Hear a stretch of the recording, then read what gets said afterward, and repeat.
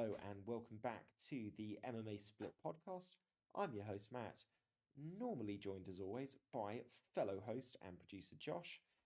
Josh is sick, unfortunately, this week, so I am manning the reins by myself, riding solo as both host and producer. The producer side I am not quite as experienced with, so I'm fiddling around with a few things, making it my own, trying a couple of new ideas out, and making it a bit more visually interesting since otherwise you'll just get bored to listening to me talk on my own for the next hour. Like the video, subscribe if you're not subscribed, subscribe to our new channel where we will be relocating to in a couple of weeks' time, and feel free to leave your own comments, thoughts, opinions, picks and predictions in the comments below. We obviously love any feedback, even if it's negative, and would love to hear your thoughts. With all of that out the way, let's talk what's already happened. Let's talk UFC Vegas 69, headlined by Erin Blanchfield, who took on the short notice opponent of Jessica Andrade. She was meant to be fighting, I believe, Manon Fiorot. Fiorot got it, no, meant to be fighting Tyler Santos. My apologies. Tyler Santos unfortunately got an injury. Andrade, being the absolute dog that she is, stepped in on short notice, had been fighting at strawweight, doesn't really care where she fights, is just happy to fight anyone, anytime, anywhere. And Blanchfield made this look easy. Me and Josh were talking on the pick show about how good is Erin Blanchfield. Our pick was very much related to the fact that we don't know how good she is. I think we can all safely say now that she is a top contender. She went through Andrade with a lack of respect that you don't see from anything other than the absolute elite contenders. This is like watching Hamzat tear through the division. This is like watching the very best just dispatching everyone that you put in front of them. Start of the fight, I'll be honest, I thought Blanchfield's tactic was very risky. She was willing to just walk forwards, fight fire with fire, had no respect for Jessica Andrade's power, was staying in the pocket, eating shots, landing shots as well, was certainly landing probably a higher volume, although I did feel Andrade was tagging her with much harder shots. But rather than just hear me talk about this, let's have a look at the fight itself.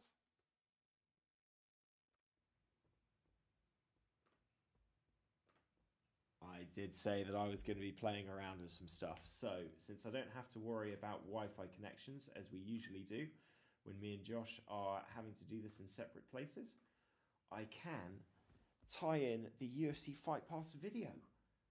We are playing this on half speed so that we do not get any copyright infringement trouble. But let's have a done in this first round. But she didn't give up. She kept being aggressive. And I think what really stands out in this first round, at the end of that upper body, Andrade is staying balanced. Andrade is such a beast, man. Really, after the first round, you'd think. It's interesting. You can see that first round, it was a lot more trying to press her against the cage, use the upper body, kind of like sort of throw her down. Second round, she makes the adjustment, goes for the trip. Already, and all you can see here, already. Fight over. Tap. Monstrous. Absolutely monstrous. Okay, let's jump back. Let's jump back. That was a bit of fun. That was a bit of fun, being able to just have the fight, talk about it, check out the highlights. Blanchfield's a beast. An absolute beast. You can make the argument that Andrade is really a 115 fighter. She'll beat a lot of girls at 125, but it's not, based on her frame, based on her height, based on her reach, the best division for her. Even with that being said, you have to be a top contender to beat Andrade at 125. And to do it like that, striking, grappling, to be as dominant once she got the fight to the mat as she was, there's a strong argument to say that she should be Valentina Shevchenko's next opponent for the belt, assuming Shevchenko beats Alexa Grasso in 2 weeks' time. There's a really strong argument to say that. If you wanted to give her another fight, it would have to be a top contender. Maybe a Tyler Santos, but then again, Tyler Santos, you could argue, is what, number one, number two in the division. Blanchfield was already booked to fight Tyler Santos. If the reward for beating Andrade is that you just have to fight Tyler Santos again, then it makes this fight irrelevant. I think she can sit this one out. I think she's next in line for the belt, which brings up the next question. If she's next in line for the belt or for the shot, how does she fare against Shevchenko? It's still hard to say. I think Shevchenko would take advantage of some of the striking holes that Blanchfield showed. She was very aggressive. She did get tagged. Shevchenko's taller. She's much more of a counter striker. That type of aggressive forward pressure is not going to benefit you against Shevchenko in the same way as it clearly worked against Andrade. And then it comes down to the wrestling. I think everything comes down to, can she do to Andrade what she just, or can she do to Shevchenko what she just did to Andrade? If the answer is yes, she's got a chance. The answer is no, this looks like all of Shevchenko's fights. But it's exciting. It's interesting. We've got another contender that at least poses the question. We saw Tyler Santos take Shevchenko to a razor-close decision. Razor-close decision last year. So we know that there's at least one girl that can at least match and push Shevchenko. We might have another in Blanchfield because that was pretty sensational. She's only lost one fight. It was to Tracy Cortez on the regional scene. Tracy Cortez, obviously very highly rated fighter as well when she's not pregnant. Bit of a pause in her career there. Even with that fight, a lot of people think Blanchfield might have, you could argue, won it. And everyone she's fought in the UFC, she's run through. Absolutely run through. And now you can add Andrade to that list. It's exciting. It's interesting. It was a hell of a performance, which certainly put a sweeter note on what was a pretty dull and disappointing main event that we'll get into now. Co-main event, Jordan Wright versus Zach Pauga. There was no reason for this fight to be the co-main event. There were far better fights lower down on the card that you could have put here instead. They were hoping that it was going to be two guys, both usually that if they lose get knocked out, both with knockout power and finishes on their records, going at it. Zach Pauga just pressed him against the cage. If you don't want my word for it, let's take a look at the highlights. And this is so much fun. I'm enjoying this way too much. This is just going to become all of our solo efforts now. We can basically just go to several different points in this fight. This was the fight. This was the fight. No, this was not the most fun fight. Not by a country mile. And Jordan Wright lost.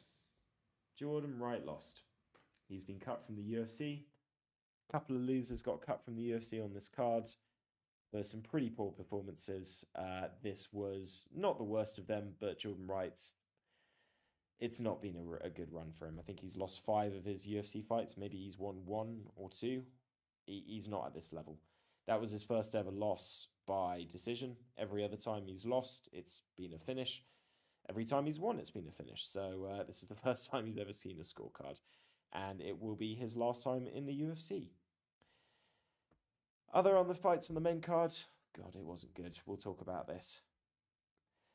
Heavyweights, Josh Parisian versus Jamal Pogues. Jamal Pogues gets it done. This was not entertaining. This is not worth discussing. William Knight against Marcin Prachnio. This is worth discussing only in the sense that William Knight maybe threw 15 strikes the whole fight. I mean, one of the worst performances I've ever seen. Just completely froze. Marcin Prachnio is a good fighter. I think me and Josh both had him picked to win, but he did not beat somebody that was trying to retaliate. I mean, it was insane. There was like, and a couple of times he did throw and landed, and you could hear that this guy's got power. This guy can land hard if he actually goes for it. I don't know if it was a bad weight cut. I know he's missed a few times in the past. It seems to be more of a psychological thing. Like he just got in there and took a few leg kicks. His leg was beat up pretty early into the first round. And maybe the fight was just his ability to do anything was over by the time that he was actually looking to engage. But very disappointing for William Knight. He apologized on his Instagram, said he'd be better next time, but next time ain't going to be in the UFC. It is going to be on the regional circuit. Prachnio gets the win, but I mean, didn't really have to do too much to get it. Let's talk about the fight that should have been fight of the night, was the best fight on the main card, should have been the co-main event, and that is Jim Miller taking on my least favorite UFC fighter, Alexander Hernandez. I did not think I would say this, but Alexander Hernandez actually impressed me. Starting to like the guy a little bit more. He really needed this win. Really needed it. He was coming off a rough run. Had done the whole dropping down to featherweight to try and get a fresh coat of paint. Lost to Billy Quarantillo. Took this fight on short notice at lightweight. And he looked pretty good. Jim Miller's getting older these days, but he's still a dog. I think he was on a 2 or a 3 fight win streak. Is never an easy opponent for anybody. Is dangerous on the ground. Has got deceptively...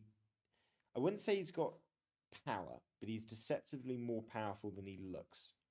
And that's evident in a couple of his recent TKO finishes. Alexander Hernandez had to be switched on for this fight. He had to take advantage of his athleticism, and he did exactly that. This was the best fight on the main card. Jim Miller lost every round, but was certainly landing some big shots, landed some really nice head kicks in the first round, but just kind of got worn down by the end. A lot of jabs were landing from Hernandez. He was able to keep the fight where he wanted it and survived a very dangerous position right at the end of the third round to get a very clear decision. For Jim Miller, I don't think he loses any ground here. Jim Miller's Jim Miller. He's going to be at UFC 300. He's probably going to get a couple of wins before he even gets to his UFC 300 fight. Hernandez needed this. He had to dig deep. He had to fight a really crafty veteran, and he had to survive a dangerous submission position right at the end of the fight. But he did just that. Gets his hand raised, moves on. Is saying that he still wants to be at featherweight, but I think lightweight is the better move for him. I think that weight cut really affected him. His cardio looks way better here than it did against Billy Quarantillo. And, sometimes you just get on a bad run. Sometimes the UFC is not an easy place to improve, particularly when you take a massive step forward and then have reality hit you in the face and you eat some losses and drop back down. It can be really hard to get that momentum back to propel yourself forward. I think he should stay at lightweight. I think he should use this as a springboard, push his momentum forward, keep taking fights at this level, see what happens in the future.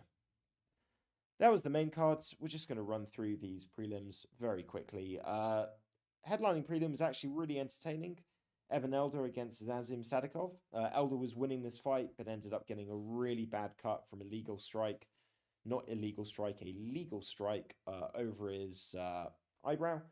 Shot was legal. He couldn't continue. The fight gets declared a TKO win for Sadikov, who he had a tough fight. He knows this wasn't looking good for him, but Matt found a way to win, gets a win, moves forward for Evan Elder. Really tough, but lot to like about how he fought this fight. A lot to like. He looked really good. Wrestling looked on point. Sometimes shit just happens, man. Sometimes you get a cut. I don't think it should hold him back at all. Mayra Bueno Silva went through Lena Landsberg like she was nothing. Bueno Silva's an absolute beast.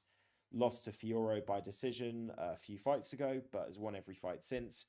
And when you look at how good Manon Fioro is, that fight is aging very well. Jamal Emmers, this was the highlight of the prelims for me. Fighting an undefeated, absolute hype train monster in Hussein Askabov. I picked Askabov to win. Josh picked Askabov to win. Emmers was coming off a nasty injury layoff after suffering a heel hook loss in his last fight. I think back in 2021? Long time ago. Over a year and a half he'd been out. But came back and looked really good. Really disciplined. Really technical. Was landing the leg kick at will. And just outclassed Askabov. Really made him look like a hype train and a guy that's got a lot to learn. Really goes to show that you can't pick things on the record. And at 23-0, had not been fighting the elite competition that Jamal Emmers had. A big win for him on his comeback. And sometimes it's nice to be wrong. I was happy to be wrong on that one. Felipe Lins absolutely destroyed Oven St. Preux. I thought this fight should have been on the main card. I still do, but Felipe Lins at light heavyweight, watch out. AJ Fletcher got the win over Themba Gorimbo. impressive submission, and Clayton Parpenter turned around a tricky position in the first round of the opening fight to get a submission win. Prelims were better than the main card, to be honest. More entertaining, more finishes. They need to look at this policy of putting low-level heavyweights as the feature fight on fight nights. It's slowing down momentum. It's absolutely slowing down momentum, particularly when it gets wedged in between two shit fights. Right. Well, that was last week's action out the way. On to this week's action. It is an interesting card. I would not say it is a particularly stacked card, but going through, main event I like, co-main event I like, feature fight I like, return of Tatiana Suarez I like. Let's look at these prelims. Jordan Levitt, Ode Osborne. Okay, there's some fun fights on this one. There's some fun fights. Let me bring up Josh's picks. I've got them on my phone. And let me bring up the fight card as we go back to the browser, off UFC Fight Pass, on to this upcoming card. Let's have a look at some stats. Right, Ryan Spann, Nikita Krylov. Both guys are coming off wins. Both guys are susceptible to getting finished. Both guys seem to be turning a corner in their career. That's what makes this interesting. Ryan Spann's knockout of Dominic Reyes was an eye-opener. He said afterwards that's the first time he's ever fully professionally trained for a UFC fight. I want to believe him. It is possible that Dominic Reyes has just passed it and he had the right opponent at the right time. But he's got power. He's an athlete. He's dangerous. He's fighting a guy that's either going to win or lose this fight in the first 7 minutes. Nikita Krylov is a wild man. And he's a wild man in a way I don't know if Ryan Spann's a wild man. I think Ryan Spann's more technical. Nikita Krylov causes more chaos. He can wrestle. He looks to finish when he's on top. Likes ground and pound. Hits hard. I think his last fight was Gustafsson. Let me confirm that. Nikita Krylov was his last fight Gustafsson. Pretty sure it was. Pretty sure. Volkan. He fought Volkan since then and beat Volkan. Okay, that makes this a lot more interesting for me. Do I think that Ryan Spann survives the 8 minutes of craziness that Krylov is going to bring? No. I'm picking Krylov. I'm picking Krylov to get in there and cause disaster. What's Josh picked? Josh has also gone Krylov. Son of a bitch. Okay, I'm going to try and not look at Josh's other picks. See if I can keep this as organic as possible when I see his selection for each fight. I get it, man. I get it. Spann. Look at the Johnny Walker fight. Look at how Anthony Smith fought him. If you really put the pressure on early, you can rock him. Yeah, I'm going Krylov. But I wouldn't be surprised if Spann gets the win. Excuse me. Right. Andrade Muniz taking on Brendan Allen. This is a fun fight. Muniz has a very specific style. It is very difficult to deal with unless you have high-level jiu-jitsu. Brendan Allen has high-level jiu-jitsu. But there's high-level jiu-jitsu, and then there's what Andrade Muniz brings to the table. Let's have a look at Andrade Muniz. I'm pretty sure his last fight, I might be wrong, was Uriah Hall. Yeah. He dominated Uriah Hall. But he was unable to get the submission. There's one specific position he likes, and it's going for the armbar after having taken the back. And to Uriah Hall's credit, he showed a pretty good defense against that.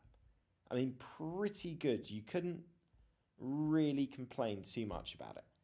He didn't get out of the position, but he didn't get submitted by it. Brendan Allen is more dangerous on the feet. If this fight stays standing, I think Brendan Allen wins this comfortably. But Andrade Muniz it's not just about takedowns. It's if he just latches himself around you, he's going to be going for things that you don't usually see guys go for. I don't see Brendan Allen surviving that.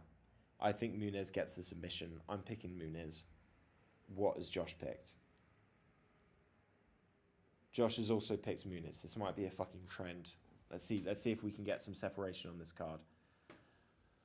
Augusto Sakai taking on Don'Tale Mayes. I haven't seen Don'Tale Mayes in a while. When was Don'Tale Mayes' last fight? Let's have a look at this. Don'Tale Mayes. He fought in 2022. No, 2022 he lost to Abdel Wahab, who then had that overturned. Oh no, it was a draw. It's a draw, but it got overturned to a no contest for a drugs failure.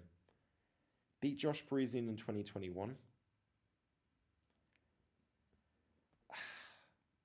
Augusto Sakai is not a big heavyweight. I mean, we can look at the numbers there. 15-1, 10-4, 6-3, 6-6. I think he's got better boxing though, Sakai. He's on a really bad losing streak though. This might be one where it's just about how much damage have you taken recently and what form are you in. He's not in great form, but I think he's still the better fighter. I'm picking Augusto Sakai. What's Josh got? Josh might have picked Don'Tale Mayes. Nope, he's picked Sakai. He's picked Sakai. Okay, so we're 3 for 3 matching so far. It's going to be 4 for 4 because I know exactly who Josh is picking here. Arguably, this is the highlight of the card. The return of the undefeated Tatiana Suarez after what feels like 4 years out. She's had a lot of neck injury issues. She's had a lot of problems. When she was active, this was the girl that everyone was saying was going to run through and be the dominant champ of 125. If she can get back on track, she is a name along there with Blanchfield, along there with Tyler Santos that you look at as a real, genuine, contender that can actually potentially beat Shevchenko.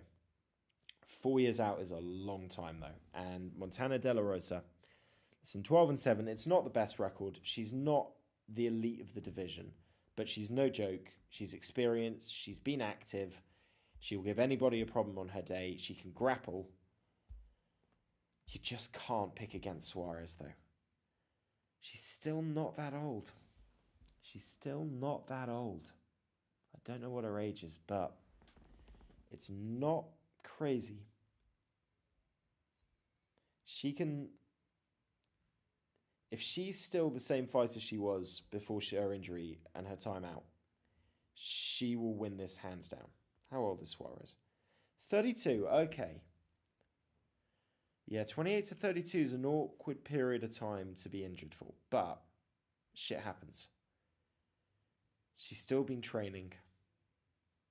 I think she wins this. I'm picking Suarez. I know Josh is picking Suarez. Yeah, Josh is picking Suarez. No surprises there. Okay, last fight on the main card. This should be fun. Mike Mallow taking on Johan Lainus. Is saying Mallow is 2-0. I'm pretty sure that is his UFC record because I have his record as 8-1. Yeah. Both good fighters, man. I'm going to go on a coin flip and I'm going to say Mike Mallow, but that is not with any confidence. Josh has also gone Mallow. For fuck's sake, we're literally perfect right now. Okay, on to the prelims. Yasmin Yazudavicius taking on Gabriela Fernandez. Gabriela Fernandez is not 0-0. She is 8-1, 7-2. Yasmin's last fight was Natalia da Silva, and she was a heavy favourite for that one. And she got her absolute arse kicked. But Natalia da Silva is someone that me and Josh think is lights out exciting and another potential contender. I'm going to pick Yasmin here. I'm going to say that she just had an unexpectedly good opponent. And I don't know anything about Fernandez. So I'm picking safe. Picking Yazudavicius, even though I can't say your last name. Josh is picking Gabriela Fernandez. So we finally have a split on the card. One fight difference so far. Hopefully that one goes my way. Next up, Jordan Levitt taking on Victor Martinez. I'm going to go Jordan Levitt. Looks like Josh is also going Jordan Levitt. Yep, Jordan Levitt. Joe Selecki taking on Carl Deaton. Josh has gone Joe Selecki. I am also going Joe Selecki. Next up, Ode Osborne versus Charles Johnson. I'm going Charles. I think this guy might be something really special. Yeah, Josh is also going Charles Johnson. No surprises there.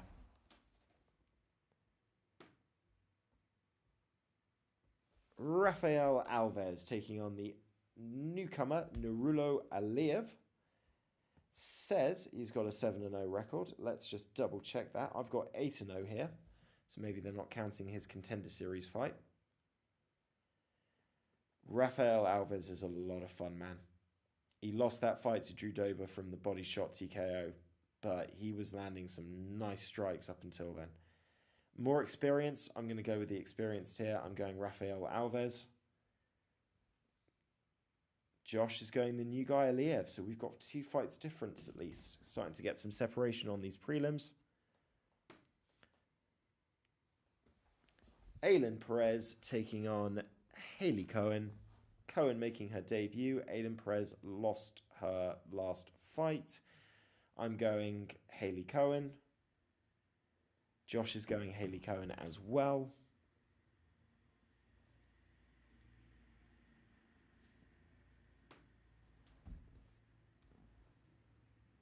Okay, Jose Johnson taking on Garrett Armfield. It's Johnson's debut. Armfield lost his last fight. I'm going to go with the debutant, Jose Johnson. Why not? Josh is going Armfield, so we have some separation. Finally, first fight on the cards. Trevor Peek, Eric Gonzalez. I'm picking Trevor Peek. Josh is also picking Trevor Peek. So aligned on that one. I think 3 fights different in total. I'll be honest, I have no idea about Trevor Peek. I just don't rate Eric Gonzalez very highly. So that's my logic. Right. Back on just me. Back on just me. That was fun. That was fun. I'm enjoying this. I'm enjoying some extra media fiddling about in Josh's absence. That's the pick show. That's the podcast. Just a bit of news that I need to touch on, really. We've had a couple of big fight announcements made. Fight announcement 1 is for UFC 288. We've got a headliner for UFC 288. Aljamain Sterling will be defending his bantamweight title against the former champion, the former double champion, the Triple C himself, Henry Cejudo. I am very excited about this fight. I think it's going to be excellent. I think it's a tough style matchup for Sterling. But he's fighting a guy that hasn't been in the octagon since 2020. I think it will be just under 3 years out when he steps in since his last fight against Dominic Cruz. Sterling's a lot bigger.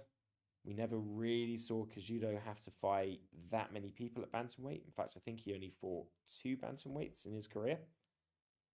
Can he handle somebody as big as Aljamain Sterling? Cejudo's at the bottom of the heights of the weights class. Sterling is teetering on that, could almost be at 145 pounds kind of range. So I think the size is going to be an aspect. The jiu-jitsu from Aljamain Sterling is going to be an aspect. I would probably pick Cejudo once it comes down to the pick show in May, but I think it's a really intriguing fight. I think both guys have a belief why they could win. Other fight on that card, and this is maybe the even more exciting fight, is Dariush will be fighting Charles Oliveira, most likely in the co-main event, unless we get another title fight on that card in May. And the way that this is all shaping up, that could be a number 1 contenders fight. A lot depends on Volk. Is his next fight going to be back at featherweight? Is he going to unify the belt against the interim champion Yair Rodriguez? Or are they going to run it straight back with him and Islam? And would that mean that the winner of Dariush versus Oliveira might have to wait maybe even until next year before they get their title opportunity? If Dariush was to win that fight, and then again be put on the back burner so that Volk can have a rematch with Islam. I think that would be really harsh. You could argue that he should have almost fought for the belt already. He shouldn't even need to fight Oliveira. He is. He's a dog. It's an excellent fight. For Oliveira, it's the perfect fight to get him back in the mix, although I don't think if he wins that, he's got the argument to say that he should be next in line for the title. He might be one more away. Dariush wins, my God, try and deny him that title shot if you can. Couple of really fun fights. In fact, I think all the pay-per-views for the next few months are pretty good. We've obviously got Jones versus Cyril Gane coming up, not this weekend, but next weekend. End of March, we've got Usman versus Leon Edwards 3. Fast forward to UFC 287 in April, and we've got Izzy taking on Pereira 2, plus Masvidal versus Burns. And now May is looking exciting as well. So everything up until summer is booked. I'm looking forward to that. I'm looking forward to this weekend's actions as well. I hope you guys are at home. Hope you enjoyed the content. Like the video, subscribe, all that jazz. Have a great week. Enjoy the fights. And as always, bye Dave, bye Laurie, bye Trifo. See you next time.